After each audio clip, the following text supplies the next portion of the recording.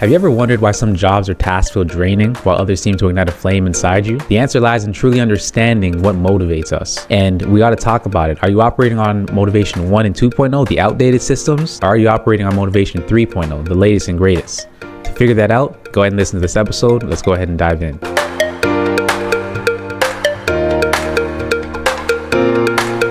What's going on, everyone? Welcome to another episode of the Success Spectrum Podcast. I'm your host, Kadeem McLean, and today we're going to go ahead and dive straight into what is motivation 1.0, 2.0, and 3.0. But before that, let's define motivation. According to the dictionary, motivation is simply enthusiasm for doing something or a reason for doing something, right? What's the reason behind this action, this task, whatever it is that you're doing? So motivation 1.0, that first system, it's a very outdated system, of course, and it's our biological and survival needs, right? So we need a few things in this area: food, water, safety, of course, we got to feel safe, and reproduction, right? I want to pass on our DNA. So that's what motivation 1.0, that system, that's what it's all about. If this does not exist in an environment, you are not going to stay in that environment. You are going to leave because you don't feel safe. You can't even produce enough food for yourself or water or whatever the case is. And of course, there's that reproduction thing. So that's motivation 1.0. Once that's taken care of, we can move on to motivation 2.0. What is motivation 2.0? Extrinsic or external rewards. We talk about rewards and punishment. Think about your job, your corporate structure. You do your job, you get paid, right? That's a reward.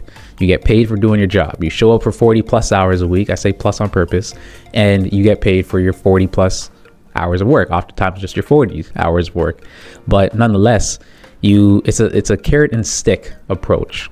Right? And here's the issue with it. How can I put it?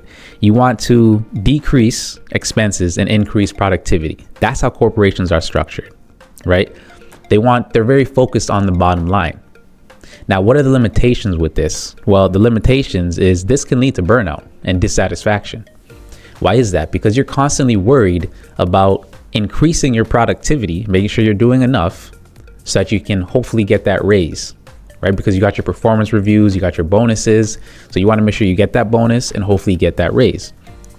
Here's one of the issues with that. Even though you're performing very well, I've been through this and I'm sure some of you have as well. You still may not get that promotion. You still may not get that raise. You still may not get that bonus. But you're still going to continue performing well so that hopefully next time you can get it. So on one end, you're trying to put out as much production as you can to produce and get those bonuses, those rewards. But on the opposite end of the spectrum, you want to make sure you don't make any mistakes. You want to make sure that you are doing enough not to get written up and not to get fired, right? So there's two ends of the spectrum that you're trying to, one, avoid, and two, go after, even though you may not get what you're going after. That's stressful. That is stressful. And trust me, it can lead to dissatisfaction. As I said, a lot of you listening have probably been in a situation where you have worked for 6 months, 12 months, 2 years, and you didn't get that promotion or you didn't get that raise you wanted. You may have asked for a raise and gotten turned down from it or for it, right? So that's one of the limitations of this system here, motivation 2.0. Another one is there's not enough focus on creativity. There's not enough engagement. And oftentimes there's no real fulfillment. Right? You snuffing out your creativity, because naturally a lot of you are creative. Naturally, arguably all of us are creative. We want to do things our own way. And if that's being snuffed out, you got to stay in this line and directly in this line and don't step outside the box because you might get penalized from your manager, right? So you don't want to step outside the box. Therefore, it's limiting your creativity. You're kind of shutting down that part of your brain to say, you know what, we can only do this. We got to stick to the standard operating procedures, the SOP. Because if we don't, we might get written up. We might get in trouble. We might get penalized. Again, you're going after those rewards, but you're avoiding that punishment. And again, that can lead to dissatisfaction and stress. There's a lack of intrinsic motivators. This is another limitation of motivation 2.0. Intrinsic being internal, same word. Intrinsic or internal motivators. What are those? Well, we talk about purpose, we talk about mastery, and we talk about autonomy. And we'll dive deeper into those a little bit later, but a lack of those in the environment. So with these things, again, the limitation of all of this leads to stress and burnout oftentimes. So you wonder why you're stressed on your job. You wonder why you feel burnt out. You wonder why you need more than 2 vacations a year, or more than 2 weeks off rather a year. These are some of the reasons, right? And we all need time off, but these are some of the reasons right here. That's why motivation 3.0 is so important. And that's where it comes in, right? Because motivation 2.0 does not address those deeper human needs. We all have those needs, right? This is all based off of scientific data that has been collected and studied over the past, I want to say about 100 years, if I'm not mistaken, right? So at the end of the day, we got to step into this motivation 3.0. So what is it? Motivation 3.0 is a system that focuses on those 3 things: autonomy, mastery, and purpose. Without these 3 things, oftentimes you will not stay motivated. And we'll talk about that. But what is the autonomy that I talked about? Autonomy is the need to direct our own life. You've heard the saying before, you are the captain of your ship. You can't control the wind, but you can adjust your sails. Autonomy. So there's 4 things for autonomy. There's time, autonomy over time, task, technique, and your team. Those are 4 things, right, for autonomy. And what do I mean by technique? Technique is the way that you do the task that you decided to work on. So those are 4 things for autonomy. And an example of that is you want a flexible work schedule, let's say, right? As an employee, you want to be able to determine your own schedule. You don't want to have to show up 9 to 5 or 8 to 4. You want to be able to take that time off and go to your child's recital. You want to be able to take that time off and maybe stay in bed a little bit longer because you had a late night dealing with some family issues, whatever the case might be. But that's autonomy over time in that case, right? Mastery. What is mastery? Well, it's the desire to improve and to excel at something meaningful. And an example of this is I play the guitar, right? I'm not about to be the best guitar player in the world, in the province, in the city. No way. But I enjoy playing it. Why? Because I'm seeking mastery. I play it. Sometimes I get lost in it, playing for hours, just song after song after song. And I'm like, whoa, wait, hold on. It's been 2 hours already. What am I doing? But it's because I enjoy it so much, because every time I play, I get better and better. I'm seeking mastery. That's one example. Hence why artists, right, musicians, they can get lost in it because it's enjoyable and they're seeking that mastery. Purpose, a feeling that you are connected to something bigger, right? Something bigger than yourself, right? That's purpose. An example of this would be a nonprofit. A nonprofit employee is more focused on the mission as opposed to their paycheck. Pay is important. I'm not saying it's not, but they're more focused on the mission, right? One of the companies that I'm a part of, we have a saying, mission before the commission. So you want to focus on the mission of helping families rise financially from all walks of life, as opposed to just the commission that you're going to get from helping this family. Don't do the thing that's going to get you more commission. That's unethical. Focus on the mission of helping them and giving them exactly what they need, not what you want to give them for a higher commission, right? So the mission before the commission. And that's exactly in alignment with this one here, purpose, because a not-for-profit, that's what they're focused on. They want to make sure that they are building wells. They want to make sure they're building the orphanage and getting in as much children as they possibly can off the streets, or whatever purpose they have for that not-for-profit. That is purpose. Do you have a child in your life who loves to color? A niece, a nephew, a son, a daughter, a neighbor? Remember when we grew up, we did A for apple, B for banana, and so on? There's something new in town. It's going to change generations financially. It's called Money Magic, ABC. This is a financial coloring book. They get fun pictures to draw, to color in. But instead of A for apple, we got A for asset. We got B for budget. We got C for crowdfunding. This is going to, while they're enjoying themselves, teach them the financial terms that we didn't know growing up. The financial terms that some of us still don't know. Financial literacy is key and vital. And instead of learning A for apple, learning A for asset at such a young age, it's going to change their financial mindset into the future. They'll be able to start off ahead of the ball, right? Ahead of the game. So go ahead and get yourself a copy and give this gift. Give the gift of financial literacy to your children and the children in your life today. Go ahead and click that link in the description and get yourself a copy. So how does all of this apply to your life? Well, I'm going to give you 3 areas where it applies. Number 1, for my entrepreneurs, right? For my entrepreneurs out there, I'm going to talk to you first. Entrepreneurship isn't easy, right? It's a tough journey. You are going to face a lot of roadblocks.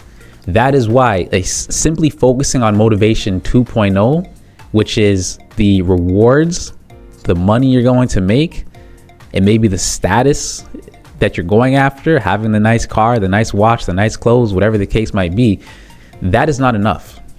That is not enough to push past those roadblocks. You got to have a deeper reason for it, right? You got to have a deep internal why, a deep internal reason for doing what you're doing, going on this entrepreneur journey. Because without it, once you come across those roadblocks, and there will be roadblocks, you are going to quit. You're going to quit on yourself. You're going to quit on whatever you had in mind, because it wasn't a deep internal why to begin with. So I don't want to say quit on your family, because that is a deep internal why, but you were going to quit on yourself if you don't have a deep internal why. But having that why, that reason, will help you to push past those roadblocks even in difficult times. So you got to make sure you structure your business correctly in terms of figuring out your vision, your goals, and your deep internal why at the end of the day. Number 2, let's talk about my people who are employees, right, at the workplace. Well, we got to look at it this way. In order to get a raise, like I said earlier, you have to work hard, right? You got to put in a lot of work. The funny thing about that is once you get that raise, they're probably going to expect more from you. Do even more work. So you thought you could take a break, take a breather, but in reality, yes, here you can have the raise, but here's more work for you to do. So you're continuing with that same level of stress. Again, ultimately that leads to dissatisfaction. It leads to more stress, right? Motivation 1.0 is taken care of because, again, you know, the food, water, survival, safety, all that's taken care of. Motivation 2.0, extrinsic rewards, they are great. Don't get me wrong, but we're no longer in the industrial period. They were great up until then, until we moved out of it, I should say, moved out of the industrial period. Because when we were working the assembly line, when we were doing very mechanical tasks to get a reward, yeah, sure, no problem. It's easy, right? It works.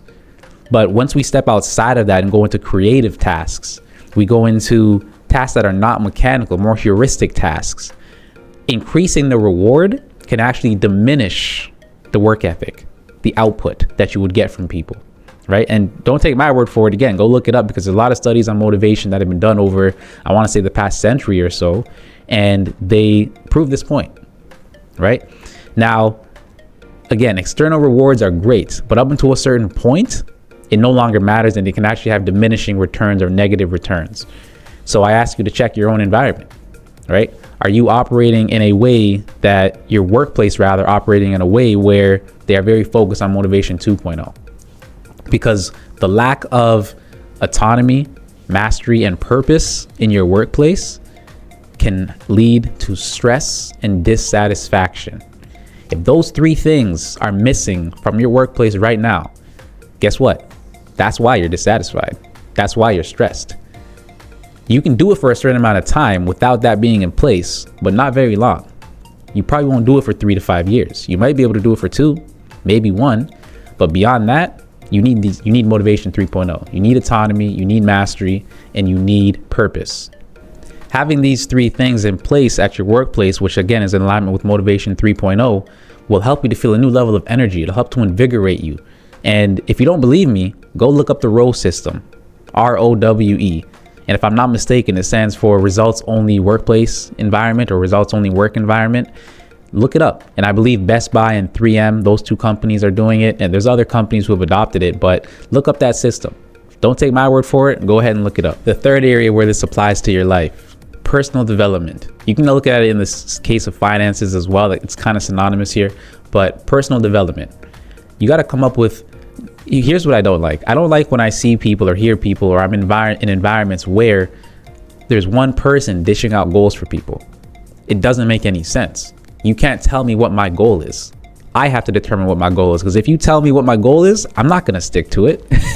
It's not something it's not my purpose. It's not something I want to go after, right? You gave me that. I didn't think of it on my own.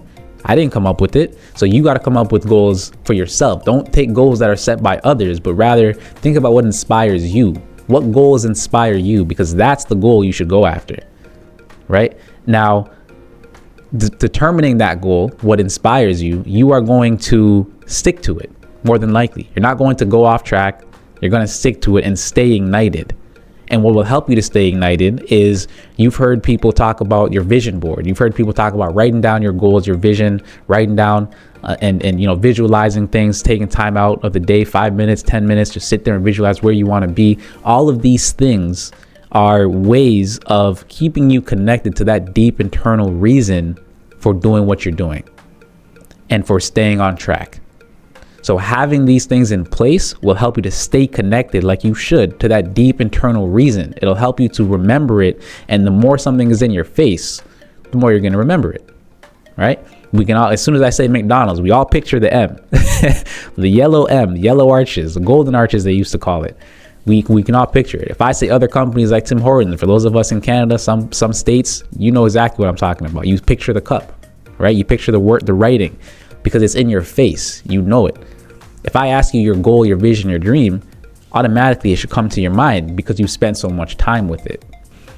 So if you constantly have these ways of reconnecting and reflecting on those deep internal whys, that deep internal reasoning, it will help you to sustain your energy and stay on track to your goals. There's another piece to this, which is work in, I'm not saying only work in, but I'm saying add a part of your day or your week to work in an area that excites you, right? An area that you can seek mastery in, that you can increase your skill, an area that, is in alignment with your purpose even. How can you do that? Take a course, get into a group that talks about that, a book club, get into a book club that talks about these books that are in alignment with that topic of what you are going after, right? Your purpose, or it'll help you to stay motivated and go after mastery. I wrote a book for you, and it's called Wings of Abundance, your strategic guide to uplift and empower you to financial overflow. What this book talks about is, one thing I like to talk about is the financial map. There's 2 points on any map. One is where you are, and the next one is where you want to go. This book, this strategic guide, will help you to determine where you are and where you want to go, and will also help you to bridge the gap. We talk about money mindset. We talk about the application of all the information that you know about finances and all the information that's in this book for you. There's resources in the back of the book. There's bonus information in there. We talk about how to overcome debt, how to build wealth, generational wealth. There's so many different strategies in here that you can utilize for yourself to get you to where you want to be financially. So again, if this is something that sounds interesting to you or anybody you know, because it's written in a language that even teenagers could read it, go ahead and click that link in the description and get yourself a copy. So some practical takeaways I want to give you. There's 3 questions I want you to ask yourself, which will help you to evaluate what motivates you and evaluate where you are as well. So those 3 questions. Number 1, are you pursuing mastery in an area that you care about? Number 2, do you feel a level of autonomy in your decisions? And number 3, does your work connect to a larger purpose? And honestly, I guess a 4th one, kind of in alignment with number 3, is that purpose that your workplace aligns with. Does it align with you and your purpose and what you want to do? For my leaders, I would encourage you to pick up the book Drive from Daniel H. Pink. He basically collected a lot of the studies and expanded on them in this book, and it's a powerful book. And that's where a lot of this episode comes from, right? I'm paraphrasing some of the things he put in there and whatnot. Pick it up and read it, and then look at your current team environment. And if you're the CEO, look at your whole workplace, of course, but is your team environment extrinsic motivated or is it intrinsic motivated? And then if it is extrinsic motivated, why? If it's intrinsic motivated, why or how, right? So look at those areas and then look into the ROWE system that I mentioned, ROWE, and companies that are currently implementing it. And check if you're implementing any of those in your current team environment. And if you're not, what can you implement? Because Motivation 3.0, at the end of the day, if you implement that, it will it'll help your team to stay more motivated.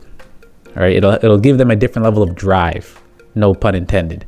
It'll give you a different level of drive or your employees rather, a different level of drive to stay on task, right? To get things done, to get more production done. So look at that ROWE system, read that book, check your team, your current environment, and evaluate it and see what you can do differently. For my individuals, you want to take a look at individuals in a team or a standalone. You want to take a look at where you are.